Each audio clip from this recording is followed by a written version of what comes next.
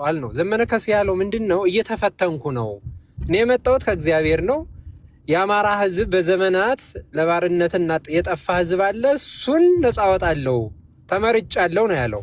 አጋንንቱም የሚመጣው ያን እንዳላደርግ ብዙ ፈታኝ ነገሮች አሉ፣ ግን አይችሉኝም። ምክንያቱም ምንድነው ያለው?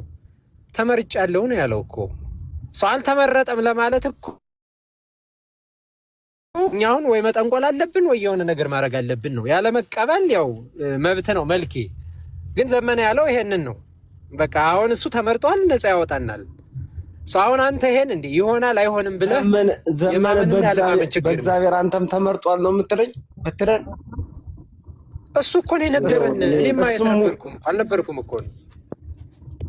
አጋንንት ካለ አጋንንት የሚታወቀው አይደለም። ይኸውልህ አጋንንትን የምታውቀው ይኸውልህ አሁን ይኸውልህ ቢያንስ መለኮታዊ የሆነ እንትን ከሌለ ማለት ጥንካሬ አይሚን ይሄ መንፈሳዊ የሆነ ጥንካሬ ከሌለ አጋንንትን ማወቅ አትችልም።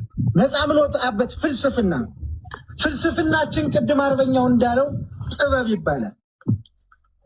በጥበብ ፍልስፍና ከተጓዝነ የተፈቱ ሚስቶቻችንን በአምጾ በሴት እናመጣቸዋለን። ሊቃውንቱ መጅስላለ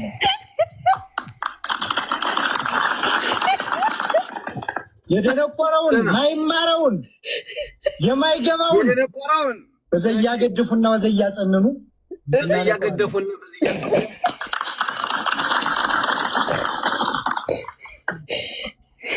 አልገባው ብሎ ፍቅራችን አልገባሽ ጋር እንጃባችሁ ያለን አንቺ ማለት የሚጠቅመን ከሆነ በመስተሳሊሙ በመስተፋቅሩ ስበዋለን። በመስተፋቅሩ ስብሻለን። በስለት እንዲብሮ ድምፅ ግን የዘመነ አይመስልም። በነገራችን ላይ ሙተንም ካጓዛችን ሳይወርድ ታማኝ ለመባል የሚመጠምጠን በመስተባር ተገጠምን በአያቶቻችን ጥበብ በመስተባር እናጠር ጎንደሬውን ማለት ነው። በመስተባር ወይ መልኬ ግን ድምፅ ግን አሁን የዘመነ ድምፅ ነው እሱ አይደለም። ቆይ የጌራ እስቲ ቆይ በስመ አብ ለምን የምታጣፉ? እንደገና ድገሚ የዘመነ አይደለም። ዝም ብለሽ ድገሚው። ስሙን አታጥፉ። የዘመነ አይደለም እና መስማቱ አላችሁ። እነዚህ ሰዎች እብድ ናቸው እንዴ ተሰበሰቡት? ይህንን ማዕድ አሁን ማሰማት የፈለግሽው የዘመነ ካልሆነም ትርጉም ማለት ሚስጥር ምንም ለማድረግ ጌራ ወርቅ ማን እንደሆነ ታውቀዋለህ? ጌራ ወርቅ ማለት የዘመነ ታዲያ ምን ሆነ ነው? እጅ ሰጥቷል። አሁን ጌራ ወርቅ እጅ ሰጥቷል። የለም እኮ እጅ ቢሰጥ ቆይማ ወታደሩን ከይሶት ነው ሄደ። ወታደሩ ሳቢው እንዲህ ነው። ለምን እጅ ለመስጠት ተብሎ የራሱን የሆነ ሚሽን ተወጥቶ በክሎት ሄዷል። ግን ህዝቡ ግን አልተቀበለውም። አሁን ዘመነና ይሰው የማገናኘቱ ለምን አስፈለገ? እንደሱ ምትል ማውገዝ አለብን። ናይ ማይሆን ጥላቻ አታድርጉ በእናታችሁ።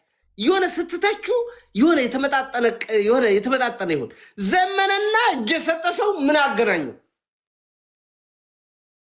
ምን ማስረሻ ሰጤን አሁን ያሰማን እኮ ቆይ ሄኖክ ቆይ አሁን እኔ ስሜት አትን ወንድም አለም ቆይ ይሄ ጌራ ወርቅ ማለት ይመስለኛል የክፍለ ጦር አመራር ነው። የክፍለ ጦር መሪ ነው።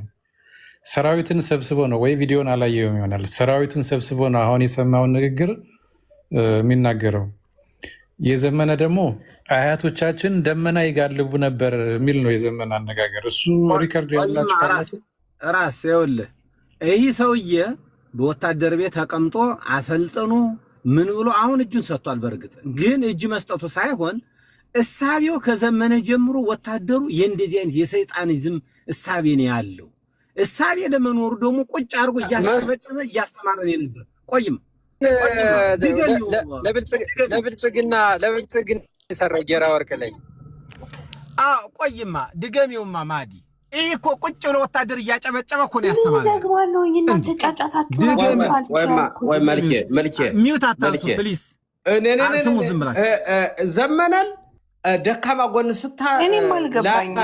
ደካማ ጎን ስጠፋ በዘመነ ጓደኛ ነበር የሚባል ነገር በጣም ይደብራል። እሱም ራሱ ይኸውልህ አይደለም እሱም ራሱ ደካማ ጎን ማተኮር ሄኖክ የዘመንን አህያ የሚጋልበውንም ጅብ የሚጋልበውንም ልኬልሻለሁ አሰብኝ።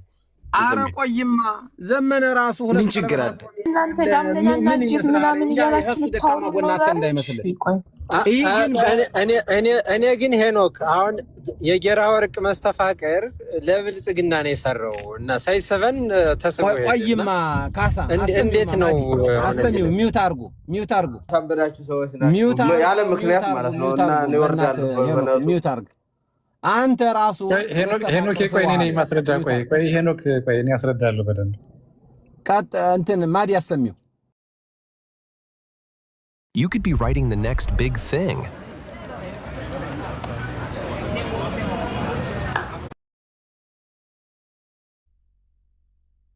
ሁላችሁም እኩል ካወራችሁ መስማት አትችሉም። ይሄኛው ድምፁ ትንሽ ዝቅ ያለ ነው።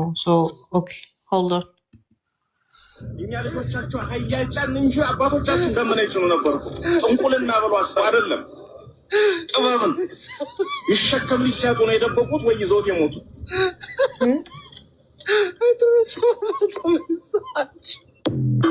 እኛ ልጆቻቸው ሀያጫን እንጂ አባቶቻችን እንደምን ይችሉ ነበር።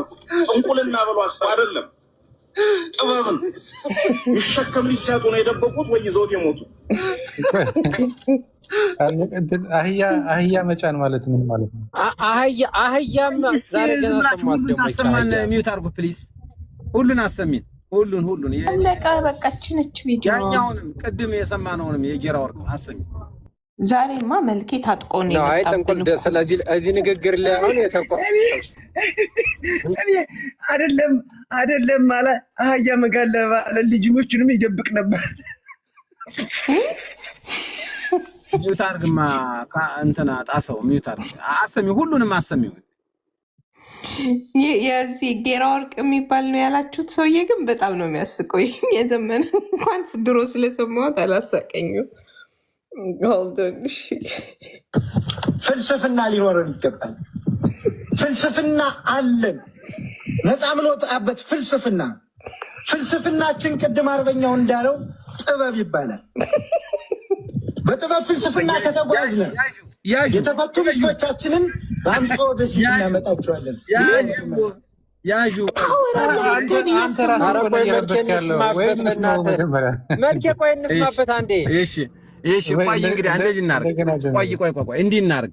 አሁን ሙሉ እንስማውና በእያንዳንዱ ፓርት እየፈታ ነው መሄድ አለብን። በእያንዳንዱ ፈታው ምንድነው? ጥበብ የለህም አንተ አትፈታም። ባከረ ማዲ ኖ ይሄ በጣም ብዙ ፈሊጥ አለው። ገብቶሻል? ተቀምጣለህ እንዴ? ኖ እሱ አይገባትም። እመቤት የተዘወረቻት እንዴት ነው ጥበብ የምትፈታው አንተ? ያረፋት በኖርማል አይፈታም። ሙሉና ስሚን እስኪ ቆይ እንደገና ይሄ ፒውር ኮሜዲ ነው። እግዚአብሔርን ሰውዬው እጁን ባይሰጥ ጥሩ ነበረ። በደንብ ያስቀን ነበር ቆይቶ። እሺ ቆይ ከመጀመሪያው ጀምረዋል። ፍልስፍና ሊኖረን ይገባል። ፍልስፍና አለን፣ ነፃ ምንወጣበት ፍልስፍናችን ቅድም አርበኛው እንዳለው ጥበብ ይባላል። በጥበብ ፍልስፍና ከተጓዝነ የተፈቱ ሚስቶቻችንን በአምጾ በሲት እናመጣቸዋለን። ቆይ ሶስት ፈቶ ከሆነሳ የደነቆረውን ማይማረውን የማይገባውን አንድ ያዡ ኧረ እባክህ አትረብሸን እባክህ። እንስማው። አሁን የደነቆረውን በመስተፋቅር እናመጣዋለን፣ እናስተምረዋለን ብሏል። ፍልስፍና አለን። አሁን ልንፈታው ነው። ከአንድ በላይ የፈቱ ሚስቶቹን ሰብስቦ ምን ሊያደርጋቸው ነው? አንድ ብርጌድ ደግሞ አንድ ፋኖ ብርጌድ ይወጣዋል ወይ ዘንድሮ? እኔ በጣም ልሞት ነው ይበሳል። መልኬ ሚውት አድርግ እስኪ እንደገና ጀምሪው። አታቋርጧት እስኪ ማዲም አትሳቂ። አለመሳቅ በጣም ከባድ ነው። ሻውል ትራይ ማይ ቤስት። ፍልስፍና ሊኖረን ይገባል። ፍልስፍና አለን፣ ነፃ የምንወጣበት ፍልስፍና። ፍልስፍናችን ቅድም አርበኛው እንዳለው ጥበብ ይባላል። በፍልስፍና ከተጓዝነ የተፈቱ ሚስቶቻችንን በአምጽኦ በሴት እናመጣቸዋለን። ሊቃውንቱ መዚህ ስላለ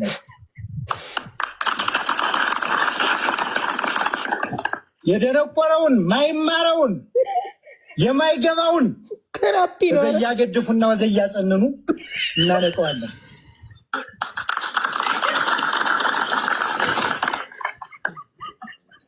አልገባ ብሎ ፍቅራችን እምቢኝ እንጃባችሁ ያለንም ግን የሚጠቅመን ከሆነ በመስተሳሊሙ በመስተፋቅሩ እንስበዋለን።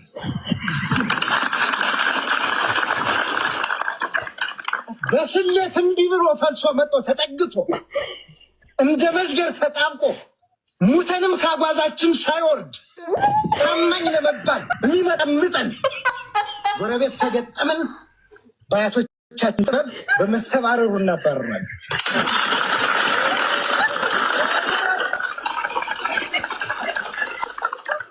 ማዲ ለምን ማጥይ ርዕዮተ ዓለም አለን።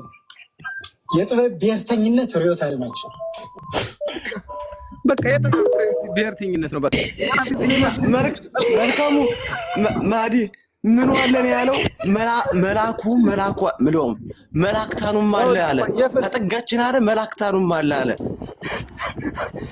በቃ ደግሞ የአማራ ብሔርተኝነት የለም እዚህ የጥበብ ብሔርተኝነት ያለ። ጸጥ በሉ እስካሁን ጸጥ በሉ። አሁን ትንሽ ላውራ። ሚውት አድርጉ። ምናልባት ማዲ ዛሬ መሰለኝ የሰማችው ይሄን ነገር ከዛሬ በፊት አይተው አታውቅም ይመስለኛል። ለዛ ነው ልቧ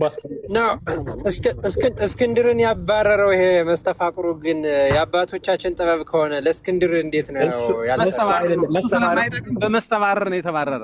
መስተባረሩ አይሰራም። አሁን እንዴት መሰላችሁ? አሁን ይሄኛው መስተባረሩ የራስ ልጅ ላይ የሚሰራ መስተባረር ነው ያላችሁት። መስተመሳብ የለም መስተምርና መስተዋድድ ነው። መስተሳብና እንትን ነው ደብረጽዮን ተስቦበታል። ይኸውልሽ መስተባረርና መስተፋቅር ነው ያለው። አሁን ያኛውን መስተባረሩ አሁን አይደለም፣ አልገባችሁም? መስተባረሩ የአባቶቻችን ከሆነ እስክንድር የማን አባቶቹ እነማን ናቸው ነው? እንዴት እሱ ላይ ሊሰራ ቻለ? የጋራ አይደለም ወይ ያ መስተባረር? ወይስ አንተ ይሄ አባቶቻችን አትበል። ደግሞ ካሳ ደግሞ ምን ሆነ ነው የአባቶቻችን እንዲህ አይነት መስተባረር መስተፋቅር የሚባል የጠንቆልና ፍልስፍና የለንም እንዴ? ይሄ እኮ የሰይጣን እኮ ነው፣ የጠንቋይ እኮ ነው። ምን ሆነ ነው? የአባቶቻችን ሌላ ነው፣ ጀግንነት ነው ወንድሜ። ይሄ በነገራችን ላይ ጥንቁልና በሙስሊምም በለው በኦርቶዶክስም በለው የለም። በቃ ይህ ነውር እኮ ነው፣ ኃጢአት እኮ ነው እንዴ።